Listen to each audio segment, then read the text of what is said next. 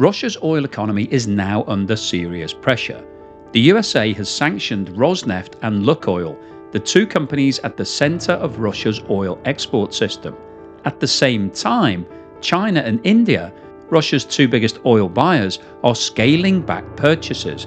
This is not symbolic, this is an attack on Russian revenue.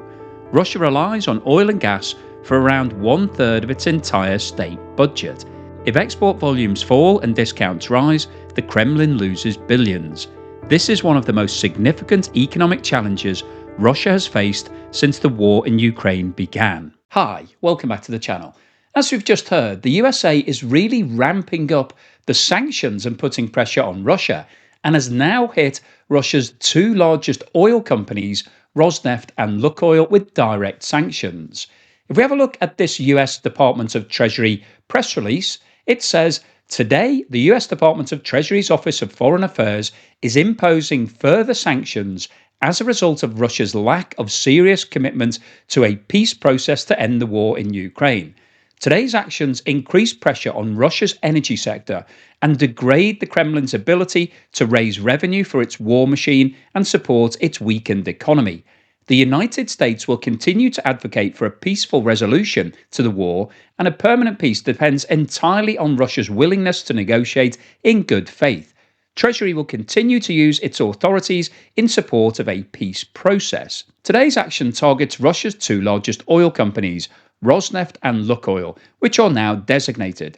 Rosneft is a vertically integrated energy company specializing in the exploration, extraction, production, refining, transport, and sale of petroleum, natural gas, and petroleum products. Lukoil engages in the exploration, production, refining, marketing, and distribution of oil and gas in Russia and internationally. And the press release goes on to list all of the different subsidiary companies of Lukoil and Rosneft. As you can see, there are a significant number. And the problem that this poses for any company that's dealing with Russia is that they have to make sure that they're not dealing with any of these entities, because if they are, then they run the risk of being hit with secondary sanctions themselves. So the USA has now sanctioned the two biggest oil companies in Russia directly. And you may be sitting there thinking, why didn't they do this earlier? Why have they waited until over 3.5 years into the war before hitting the two biggest companies providing the biggest source of revenue for the Russian economy? Well, the simple answer to that is because of the amount of oil that these two companies produce. Between them, they are providing around 5% of the global amount of oil that's exported. So they're actually quite critical to the global supply. And as a direct result of this announcement, oil prices jumped by around 5% because oil traders in the markets are concerned that if the supply coming from these two companies is taken out of the global supply, then that means that there potentially could be some shortages. Because if you follow the channel, I'm sure you'll be aware that the global supply and demand of oil is relatively finely balanced. So oil companies don't want to flood the market, because that would just reduce the price and reduce their profit margins and mean that they're earning less money per barrel. So there's a delicate balancing act between making sure there's enough supply and not causing a shortage and prices to start to spike. But the reason why the USA have now designated both of these entities as sanctioned is because Donald Trump is really looking to ramp up the pressure on President Putin, because he basically has been ignoring all of the proposals from Donald Trump to get around the table and agree some sort of peace deal. So this is the USA really lighting a fire under the sanctions to put pressure onto Russia. Now, as I mentioned at the start of today's video, there's been a direct response from China and India to the imposition of these sanctions. And this is highly relevant because between them, those two countries are purchasing around 70% of all of Russia's seaborne crude oil. China is purchasing between 2 and 2.2 million barrels per day, and that's somewhere in the region of $3.5 to $4 billion every single month that Russia is earning from that. And India is purchasing between 1.7 and 2 million barrels per day, meaning that it's paying to Russia around 3 to 3.5 billion. So between them, India and Russia are handing over between $6 and $7 billion every single month for the purchase of oil from Russia. It's been announced that the 4 major state-owned oil companies in China have now suspended all purchases from Russia, And between them, those four companies were buying around 250,000 barrels per day. And that's likely to continue escalating through China. We're likely to see more companies coming out and deciding that they don't want to keep buying from Russia. And the same is happening in India. Reliance, which is the company that runs the biggest oil refinery in the world, and actually signed the world's largest long-term supply deal with Rosneft, where it committed to buy 500,000 barrels per day for the next 10 years. It's decided that it's scaling back its purchases from Russia. So, what we are seeing here is a genuine real world impact to these sanctions. Because I know a lot of you that watch this channel have messaged me over the past few years saying, what's the point of these sanctions? They don't seem to be working. We keep announcing more and more sanctions, and nothing seems to happen in terms of what's going on with the war. But I think something will definitely happen off the back of these sanctions, because Russia now is between a rock and a hard place. It's going to have to try to persuade India and China to keep making those purchases. And the way that it's going to do that will be by offering more discounts. Now, it's already selling its oil at a 10 to 15% discount to global prices.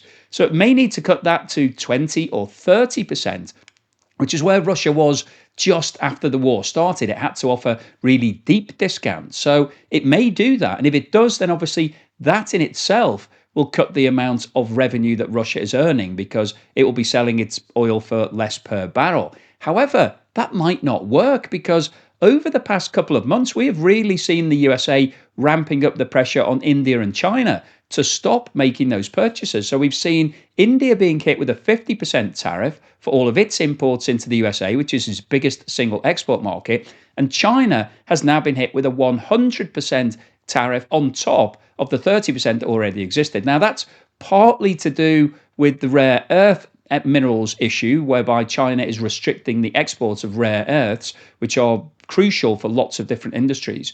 But this is all interrelated. So if China was to stop purchasing oil from Russia, I think the trade relations and the discussions would be much more positive from the USA's perspective.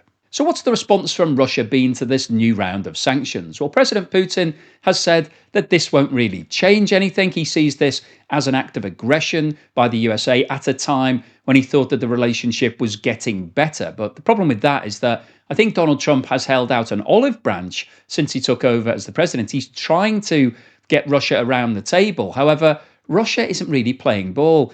President Putin's going through the motions. He's having these phone conversations. They had a meeting in Alaska. They were meant to have a meeting in Budapest. However, he's not actually doing anything that Donald Trump is asking him to do. He's not coming forward with a peace proposal. So I think Donald Trump has basically lost patience with the response from Russia. And this is why these sanctions have been imposed. So President Putin's now saying that the USA are disturbing the relationship. They're going to upset the apple cart. Well, I don't think that's what Donald Trump was looking to do, in terms of he wasn't just trying to make friends with Russia. He's trying to get them to stop the war in Ukraine.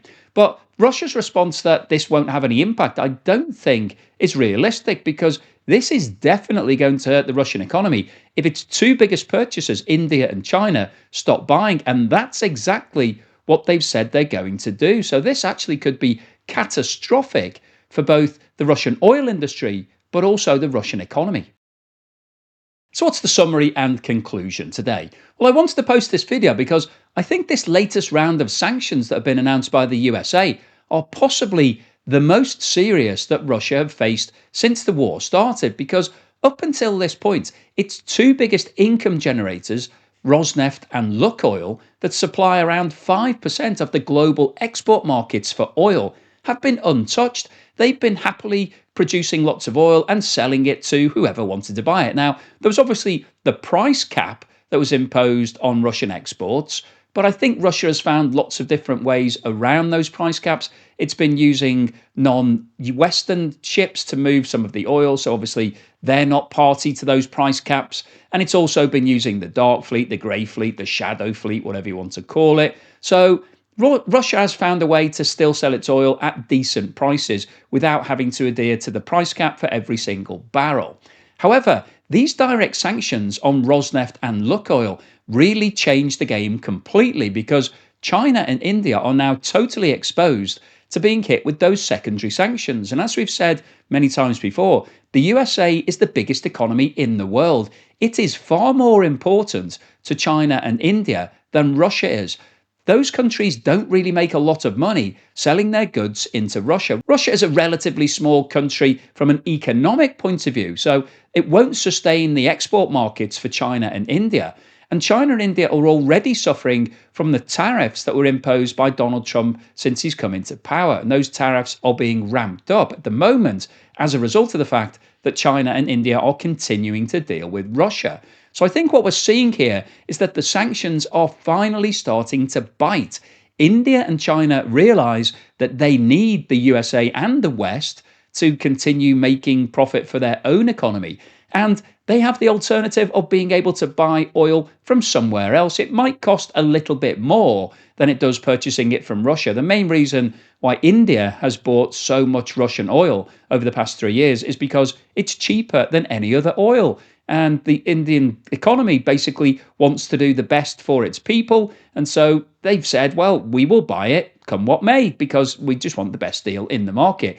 But if the best deal in the market is now causing problems for all of your companies, then it's no longer the best deal. It's actually the worst deal. And I think that's where we've got to right now. So India is now pulling back on its purchases, as is China, because China is a manufacturing nation. It produces billions of things every single year, and it needs somewhere to sell them to. Now, the USA is already in a trade war with China as a result of lots of other issues. The last thing that China needs is for lots of its companies to be hit with secondary sanctions. So as a result of that, the 4 state-owned oil companies have already announced that they're cancelling their purchases from Russia.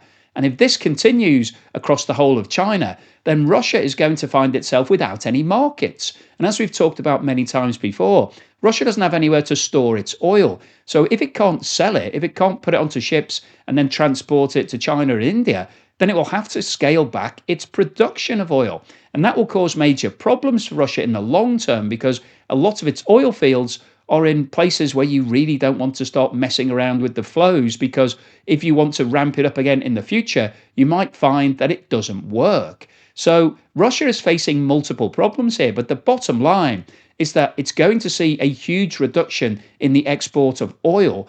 Oil has been keeping the Russian economy going over the past 3.5 years, and the 2 biggest companies producing and selling that oil are basically now sanctioned. So Russia has been hit right in the heart of its economy, and this could be a fatal blow in terms of keeping the war in Ukraine going. So it will be fascinating to see, despite what President Putin said of this being just another round of sanctions that won't really have a major impact, I think it potentially could have a major impact. And by the end of 2025, Russia could see a massive fall in its revenue, which might mean that Russia decides that it's going to come around the table and talk about some sort of peace deal in Ukraine, because it won't be able to survive if it loses the sales to India and China. So hopefully you've enjoyed today's video. You found it useful, informative and thought-provoking, because that's what I'm trying to do. I'm trying to get you thinking about things, little announcements that you read about in the press that you may have just cast an eye on and then moved on.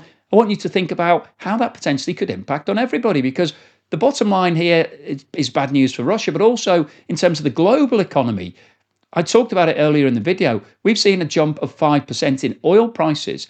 If that continues, then oil prices will start going up at a time when the global economy is slowing down. And that potentially will then push up inflation in a lot of economies, which means there'll be pressure to increase interest rates, because that's what you tend to do when inflation's going up. You increase interest rates to reduce spending and bring inflation back down. But all of the economies are reducing interest rates. So this could really throw a spanner in the works in terms of what happens in the global economy over the next 3 to 6 to 12 months if this situation continues. So that's the sort of thing I want to get you thinking about. So hopefully it's done that. If you've liked today's video, please give me a thumbs up and subscribe if you haven't done so already. Thank you so much to everyone supporting me, either through Patreon, YouTube membership, buy me a coffee membership, or super thanks. Really appreciate your support. And here's something to put a smile on your face. Ну ты наглец. Тащи, тащи.